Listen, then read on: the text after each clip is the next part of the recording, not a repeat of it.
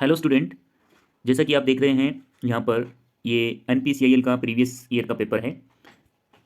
राजस्थान की जो रावतपाटा साइट है वहाँ पे जो 2021 में वैकेंसी निकली हुई थी उसमें जो आईटीआई फिटर ट्रेड से मेंटेनर पोस्ट के लिए जो एग्ज़ाम हुआ था 11 सितंबर 2021 को, तो उसका हम आज पूरी डिटेल के साथ यहाँ पे हल करने वाले हैं।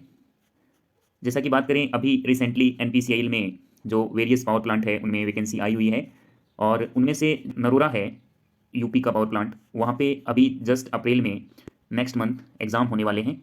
आइए शुरुआत करते हैं। बहुत ही अच्छे क्वेश्चन इसमें दिए गए हैं। पहला प्रश्न है 1 इंच इक्वल टू सेंटीमीटर यहाँ पे पूछे गए हैं। 1 इंच में कितने सेंटीमीटर होते हैं?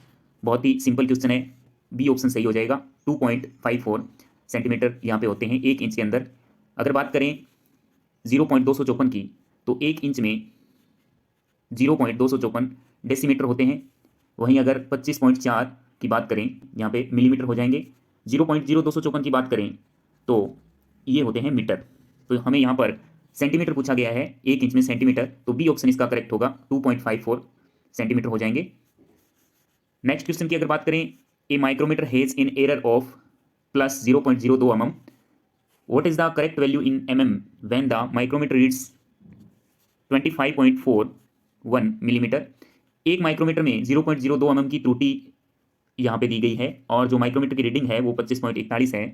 तो हमें सही मान बताना है यहाँ पर करेक्ट वैल्यू क्या हो जाएगी। तो करेक्ट वैल्यू निकालने का फार्मूला होता है, यहाँ पे एरर की बात करें तो दो प्रकार की एरर होती है। इस क्वेश्चन में हमें पॉजिटिव एरर दे रखी है, तो जब पॉजिटिव एरर दी जाती है तो रीडिंग में से हम जो एरर है उसको माइनस कर देंगे। वहीं अगर नेगेटिव एरर दी गई है तो उसको हम रीडिंग में प्लस कर देंगे।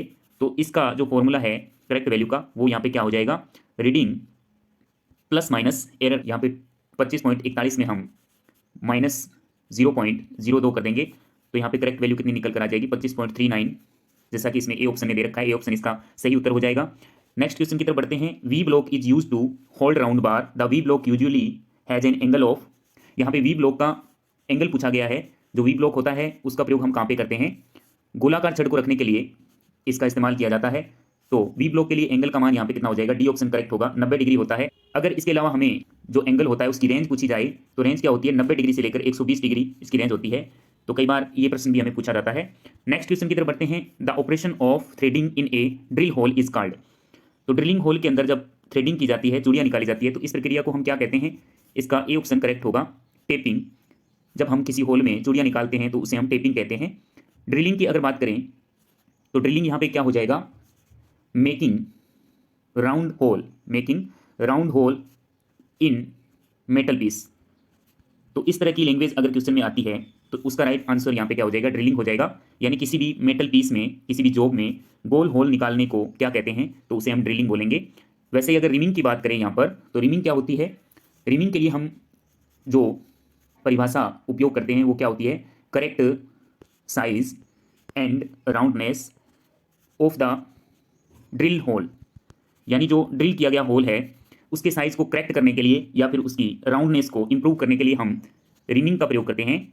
या फिर अगर हम बात करें तो किसी होल की फिनिशिंग करने के लिए भी हम रिमिंग का प्रयोग करते हैं। अगर हम बात करें ग्राइंडिंग की, तो ग्राइंडिंग यहाँ पे क्या हो जाएगा, कार्यखंड की सतह को, कार्यखंड की सतह को यहाँ पे ध्यान रखना है। अगर सरफेस की बात की जा रही है, सरफेस की जो फिनिशिंग है यानी परिष्कृत करने को हम क्या कहते हैं, ग्राइंडिंग कहते हैं। अगर हमें पूछा जाए कार्यखंड की सतह को परिष्कृत करने के लिए किस प्रक्रिया का उपयोग करेंगे, तो यहाँ पे उत्तर हमारा क्या हो जाएगा, ग्राइंडिंग हो जाएगा।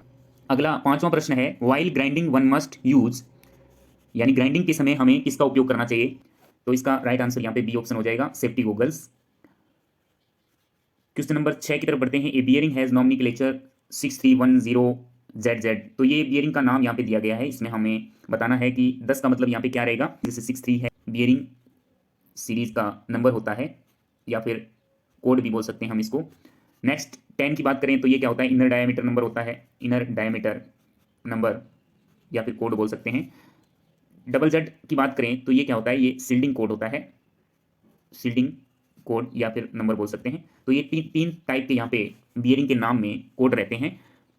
तो यहाँ पे हमें 10 का पूछा गया है, तो 10 का क्या हो जाएगा, यहाँ पे बी ऑप्शन करेक्ट हो जाएगा, इनर डायमीटर ये होता है। अगर इसके लिए साइज का मान हमें पूछा जाए, यानी जो 10 नंबर है यहाँ पे बियरिंग का जो इनर डायमीटर नंबर है यहाँ पे 10 दिया गया है, तो इसका साइज यहाँ पे क्या रहने वाला है।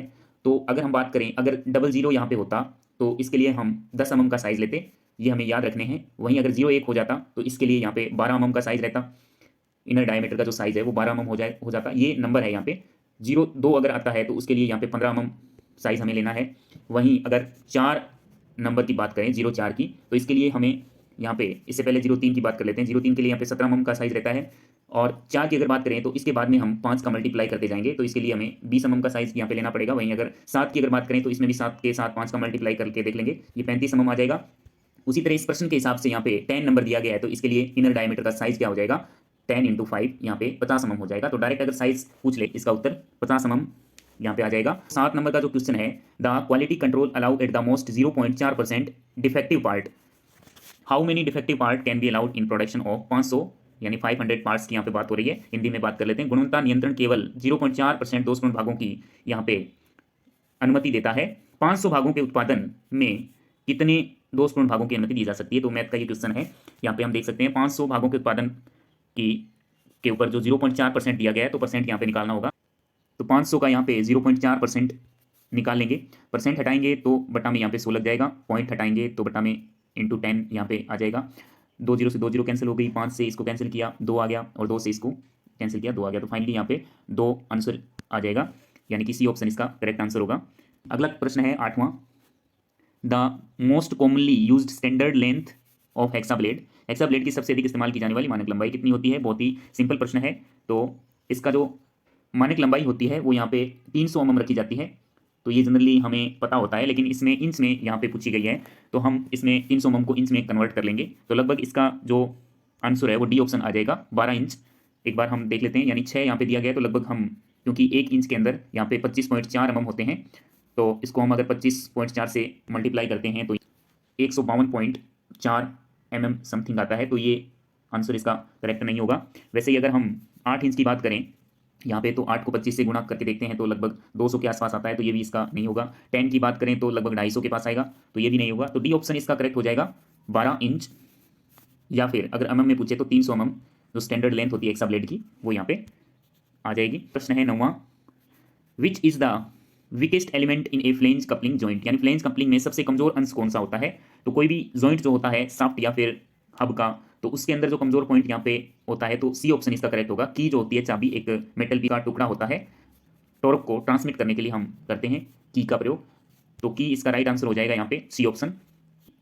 अगला प्रश्न है 10वां, which of the following is used for transmission of mechanical power, यांत्रिक शक्ति प्रसारण के लिए निम्न में से कौन सा उपयोग किया जाता है। तो यहाँ पे देख सकते हैं पावर ट्रांसमिशन के लिए चेन, बेल्ट, कपलिंग, ये तीनों ही सही रहेंगे, यानी डी ऑप्शन इसका करेक्ट हो जाएंगे। सारे प्रयोग किए जाते हैं पावर ट्रांसमिशन में। नेक्स्ट क्वेश्चन है, rust is form from reaction of iron and, Hindi में देख लेते हैं, लोहे और किसकी प्रतिक्रिया से जंग बनता है।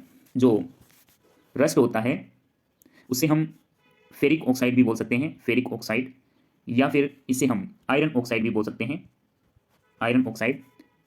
तो इसकी जो बनने की प्रक्रिया होती है उसे हम एक सूत्र से समझते हैं यहाँ पे, Fe+O2, यहाँ पे Fe2O3 यानी फेरिक ऑक्साइड का निर्माण होता है, या फिर इसे हम जंग भी बोल सकते हैं। तो इसके अंदर देखिए 2 चीज़ें होती है, एक तो लोहा होता है और एक यहाँ पे O2 यानी ऑक्सीजन होती है। ये दोनों चीज़ें होना ज़रूरी है, तभी यहाँ पे जो कोरोजन है उसका निर्माण होगा।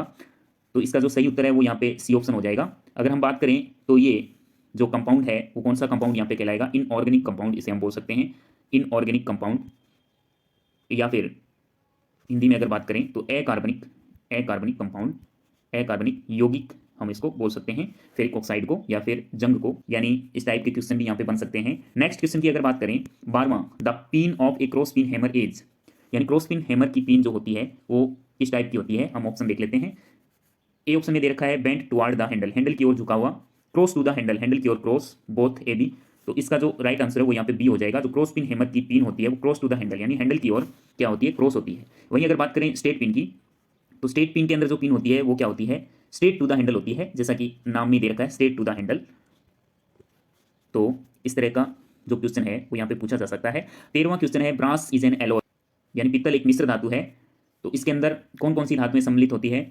यहाँ पे अगर हम बात करें कॉपर एंड टिन की, तो कॉपर एंड टिन से मिलकर यहाँ पे क्या बनेगा, ब्रोंज यानी कांसा। वहीं अगर बात करें लेड एंड टिन की, तो लेड एंड टिन से मिलकर यहाँ पे सोल्डर बनेगा, सोल्डर। सी ऑप्शन की बात करें कॉपर एंड जिंक की, तो कॉपर एंड जिंक से पीतल का निर्माण होता है, या फिर हम इसको ब्रास भी बोल सकते हैं। तो सी ऑप्शन इसका करेक्ट हो जाएगा। यहाँ पे पीतल का पूछा गया है, पीतल के अंदर कौन कौन सी मिश्र धातुएं होती है, तो कॉपर एंड जिंक हो जाएगी। कॉपर एंड सिल्वर की अगर बात की जाए, यहाँ पे स्टर्लिंग धातु जो होती है, स्टर्लिंग या फिर चांदी के सिक्के, चांदी के जो सिक्के होते हैं वो कॉपर एंड सिल्वर से मिलकर बने होते हैं। नेक्स्ट क्वेश्चन की तरफ बढ़ते हैं। 1 mm is equal to, in micron में पूछा गया है, 1 mm में कितने माइक्रोन यहाँ पे होते हैं, तो 1 mm के अंदर 1000 माइक्रोन होते हैं। इसका A option is the correct answer हो जाएगा। और अगर पूछे 1 माइक्रोन में कितने mm होते हैं, तो यहाँ पे हम देख सकते हैं 1/1000, इसका उल्टा हो जाएगा, तो 0.001 mm यहाँ पे 1 माइक्रोन में होते हैं। तो इस टाइप के क्वेश्चन एग्जाम में कई बार पूछे जाते हैं। 15वां क्वेश्चन है, cutting tool use to finish and enlarge a hole is known as, छिद्र को परिसर्जित और बड़ा करने के लिए इस्तेमाल किए जाने वाले कटिंग टूल को क्या कहते हैं। तो जैसा कि हमने इससे पहले देखा था, लगभग चौथे क्वेश्चन में देखा था, तो रिमर इसका करेक्ट आंसर होगा। कोई भी प्रीवियस होल जो ड्रिलिंग किया हुआ होल है उसे हम या तो फिनिशिंग करना है या फिर उसको थोड़ा सा बड़ा करना है, तो इसके लिए हम रिमर का प्रयोग करेंगे। बात करें अगर टेप की, तो टेप से हम किसी भी होल के अंदर चूड़ियाँ निकाल सकते हैं, या फिर हम कह सकते हैं कि अगर आंतरिक चूड़ियाँ निकालनी है, आंतरिक चूड़ियाँ, तो हम उसके लिए टेप का प्रयोग करेंगे। अगर बाहरी चूड़ियाँ निकालनी है या फिर कोई साफ्ट के ऊपर चूड़ियाँ निकालनी है, तो उसके लिए हम डाई का प्रयोग करेंगे। नेक्स्ट क्वेश्चन है, the ability of a metal to be drawn into wire is a measure of its. तो बहुत ही सिंपल क्वेश्चन है, बहुत बार पूछा जाता है। इस ए ऑप्शन इसका करेक्ट होगा। डक्टिलिटी यानी धातु को तार जैसा बनाने की क्षमता को डक्टिलिटी कहते हैं। अगर बात करें ब्रिटिलनेस की, तो धातु के अंदर जो टूटने की क्षमता होती है उसे हम ब्रिटिलनेस कहते हैं, या फिर इसको डक्टिलिटी का उल्टा इसे हम बोल सकते हैं। मेलिएबिलिटी क्या होता है? मेलिएबिलिटी होता है किसी धातु की सीट बनाने की योग्यता। कोई भी धातु से हम जब सीट बनाते हैं तो उसके अंदर मेलिएबिलिटी का गुण होना जरूरी है। हार्डनेस की बात करें तो कोई भी धातु का अगर हम अपघर्षण करते हैं या फिर कर्तन करते हैं तो वह इस चीज़ का विरोध करता है, प्रतिरोध करता है, उसे ही हम क्या कहते हैं? हार्डनेस कहते हैं।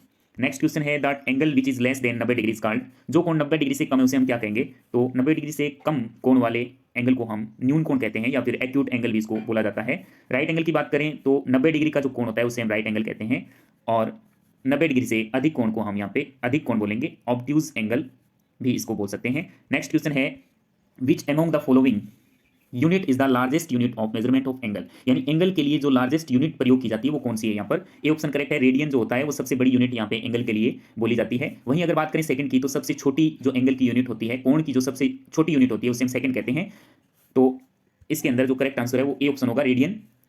यहाँ पे हम देख सकते हैं एक रेडियन जो होता है, एक रेडियन के बराबर होती है 60 डिग्री, लगभग 57.29 डिग्री बोल सकते हैं, या फिर इसे 60 डिग्री भी लगभग बोला जाता है। अगर बात करें 1 डिग्री के अंदर मिनट की, तो 60 मिनट होते हैं, और 1 मिनट के अंदर सेकंड की बात करें तो 60 सेकंड यहाँ पे होते हैं। नेक्स्ट क्वेश्चन है 19वां, in grinding wheel specification symbol V represent. यानी भी कोई भी ग्राइंडिंग व्हील का जो नॉमिनक्लेचर होता है, ग्राइंडिंग व्हील का वी निर्देश यानी स्पेसिफिकेशन जो होता है उसमें वी का मतलब क्या होता है? तो जैसे कोई ग्राइंडिंग व्हील का स्पेसिफिकेशन हम यहाँ पे लिख लेते हैं। कोई भी ग्राइंडिंग व्हील का स्पेसिफिकेशन जो होता है, जैसे 30 A 36 H5 V 15, इस तरह का कोई ग्राइंडिंग व्हील का ये स्पेसिफिकेशन दिया गया है। इसके अंदर जो वी होता है यहाँ पे हम देख सकते हैं, ये जो वी है उसे हम क्या कहते हैं? टाइप ऑफ बॉन्ड, यानी जो बंधक का प्रकार होता है उसे हम वी से यहाँ पे लिखते हैं। वहीं अगर बात करें ग्रेड की, तो ये जो एच होता है ये ग्रेड को रिप्रेजेंट करता है। ग्रेन साइज की बात करें या फिर एब्रेसिव ग्रिड साइज की बात करें, तो यहाँ पे हम देख सकते हैं 36 जो है वो ग्रिड साइज या ग्रेन साइज कहलाता है। ए की बात करें तो ये अपघर्षक का प्रकार कहलाता है, यानी टाइप्स ऑफ एब्रेसिव की अगर बात करें, टाइप ऑफ एब्रेसिव, तो इसे हम ए से यहाँ पे डिनोट करते हैं।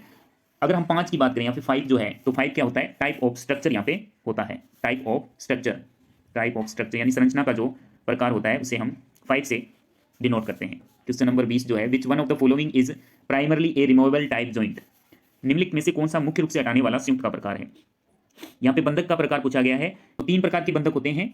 जो पहला है यहाँ पे अस्थायी, अस्थायी या फिर इसे हम रिमूवेबल भी कहते हैं, हटाने वाला। तो दूसरा जो होता है वो होता है यहाँ पर अर्धस्थायी, अर्धस्थायी, और तीसरा जो यहाँ पे होता है वो होता है स्थायी, स्थायी बंधक। तो इसमें जो नट बोल्ट वाशर वगैरह होते हैं वो अस्थायी में आएंगे, रिमूवेबल। और जो अर्धस्थायी होता है उसमें क्या क्या आते हैं? उसमें यहाँ पे हम बोल सकते हैं रिवेटिंग, रिवेटिंग या फिर सोल्डरिंग। तो इस टाइप के बंधक जो है वो अर्धस्थायी में आते हैं। स्थायी की अगर बात करें तो यहाँ पे वेल्डिंग, वेल्डिंग और ब्रेजिंग जो होते हैं वो स्थायी में यहाँ पे आते हैं। तो यहाँ पे देख सकते हैं वेल्डेड जॉइंट ए ऑप्शन में दे रखा है, तो ये स्थायी बंधक हो जाएगा। रिवेटेड जॉइंट की बात करें तो अर्धस्थायी बंधक हो जाएगा। ब्रेज जॉइंट की बात करें तो ये स्थायी बंधक हो जाएगा। डी ऑप्शन जो यहाँ पे दे रखा है बोल्टेड जॉइंट, तो ये हमारा रिमूवेबल यानी अस्थायी बंधक यहाँ पे हो जाएगा बोल्ट जॉइंट। करेक्ट आंसर यहाँ पे क्या हो जाएगा? Bolt joint. 21वां है, किस पदार्थ को ग्राइंडिंग व्हील बनाने के लिए उपयोग किया जाता है? तो बहुत ही सिंपल क्वेश्चन यहाँ पे, सिलिकॉन कार्बाइड जो होता है, ए ऑप्शन सिलिकॉन कार्बाइड, उससे हम क्या करते हैं? ग्राइंडिंग व्हील को बनाते हैं। 22वां क्वेश्चन है, the process of precision grinding of part with loose dust type abrasive is known as ढीले धूल प्रकार के अपघर्षक से सूक्ष्म ग्राइंडिंग प्रक्रिया को क्या कहते हैं? तो इसका डी ऑप्शन हो जाएगा। बफिंग जो होता है उसमें जो पार्टिकल होते हैं वो लूज टाइप के होते हैं, लूज डस्ट टाइप पार्टिकल प्रयोग किए जाते हैं बफिंग के अंदर। वहीं अगर बात करें लेपिंग की, तो लेपिंग के अंदर फाइन एब्रेसिव मेटल का प्रयोग किया जाता है, फाइन एब्रेसिव मेटल का प्रयोग यहाँ पे किया जाएगा। बात करें अगर होनिंग की, तो होनिंग के अंदर एब्रेसिव स्टिक का प्रयोग किया जाता है, एब्रेसिव स्टिक जो होती है उसका प्रयोग किया जाएगा। 23वां क्वेश्चन है, the point angle of general purpose twist drill is, सामान्य उद्देश्य के लिए इस्तेमाल की जाने वाली ट्विस्ट ड्रिल का बिंदु कोण कितना होता है? यहाँ पर बी ऑप्शन करेक्ट होगा, 118 डिग्री जनरल पर्पज के लिए जो ट्विस्ट ड्रिल का पॉइंट एंगल है। यानी अगर हम बात करें एंगल ऑफ पॉइंट की ट्विस्ट ड्रिल के लिए, तो यहाँ पे 118 डिग्री होता है। वहीं अगर बात करें एंगल ऑफ ट्विस्ट की, तो ट्विस्ट के लिए एंगल जो होता है वो 59 डिग्री हो जाएगा, क्योंकि यहाँ पे दो ट्विस्ट दिए जाते हैं। जो ट्विस्ट ड्रिल है उसके अंदर फ्लूट की बात करें या फिर ट्विस्ट की बात करें तो दो फ्लूट यहाँ पे जनरली रखे जाते हैं। 24वां क्वेश्चन है, the grain size of A grinding wheel is indicated by number, very fine grain size is indicated by number. यानी ग्राइंडिंग व्हील के कण का माप संख्याओं द्वारा सूचित किया जाता है, यानी ग्रेन साइज यहाँ पे संख्याओं द्वारा सूचित किया जाता है। बहुत बारीक कण यानी वेरी फाइन ग्रेन साइज के लिए यहाँ पे संख्या बतानी है कितनी यहाँ पे रखी जाती है। तो अगर हम बात करें 10 से लेकर 24 तक, तो ये होते हैं कोर्स के लिए, कोर्स यानी जो मोटे ग्रेन होते हैं उसके लिए यहाँ पे नंबर 10 से 24 तक रखे जाते हैं। वहीं बात करें अगर मध्यम साइज के लिए, तो यहाँ पे 30 से 60 नंबर रखे जाते हैं। 80 से 180 की अगर बात करें तो ये होते हैं महीन साइज के लिए। और अगर हम बात करें 220 से लेकर 600 तक, तो ये होते हैं अत्यधिक महीन के लिए, यानी अधिक महीन, जो भी हमें ये क्वेश्चन में पूछा गया है बहुत बारीक कण के लिए। तो इसका करेक्ट आंसर यहाँ पे क्या हो जाएगा? D option is the correct answer. 220 से लेकर 600 तक बहुत बारीक कण के लिए यहाँ पे नंबर रखे जाते हैं। 25वां क्वेश्चन है, which material is highly brittle, कौन सा पदार्थ अत्यधिक भंगुर होता है? बात करें अगर कॉपर की, तो इसके लिए हम बोल सकते हैं कि ये अत्यधिक डक्टाइल पदार्थ होता है, डक्टाइल यानी तन्य पदार्थ की अगर बात करें तो यहाँ पे कॉपर हो जाएगा। लेड यानी सीसा की बात करें तो ये अत्यधिक मेलिएबल होता है, मेलिएबल, या फिर इसे हम आघात वर्धनीय भी बोल सकते हैं। सी ऑप्शन यानी कार्बन स्टील की बात करें तो ये अत्यधिक कठोर श्रेणी में आता है, हार्ड मेटल की बात यहाँ पे हो रही है। डी ऑप्शन की बात करें कास्ट आयरन, तो कास्ट आयरन जो है वो होता है यहाँ पे अत्यधिक ब्रिटल, जो भी हमें क्वेश्चन में पूछा गया है हाईली ब्रिटल, तो यहाँ पे डी ऑप्शन करेक्ट हो जाएगा। D option cast iron highly brittle metal होता है। तो आज की वीडियो में हमने 25 क्वेश्चन यहाँ पे कंप्लीट किए हैं। इस पेपर की बात करें तो टोटल यहाँ पे 50 क्वेश्चन ट्रेड से रिलेटेड पूछे जाते हैं। अगले जो 25 क्वेश्चन है वो हम नेक्स्ट पार्ट में करेंगे। वीडियो अगर अच्छा लगा हो तो लाइक ज़रूर करें, चैनल पर नए हो तो सब्सक्राइब जरूर करें। धन्यवाद।